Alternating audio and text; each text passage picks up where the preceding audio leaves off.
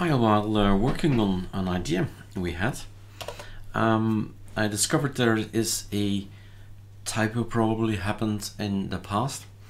When you update your system these days, you'll notice that you'll get this message, arcolinux-lightdm-gtk-greeter. Local has the number 2 and is newer than the arcolinux version. So I changed the numbering again because it shouldn't be 2, it should be 1. So if you don't want to see this message again about arcolinux-lightdm-gtk-greeter being newer, right? We are actually following the Arch Linux version numbering. So if you want to know, Arch Linux and then lightdm-gtk-greeter, and then you see. To get rid of this thing, it's simple. You just install it again, the arcolinux version from now. That's on the repo today. So lightdm-greeter, and that's it.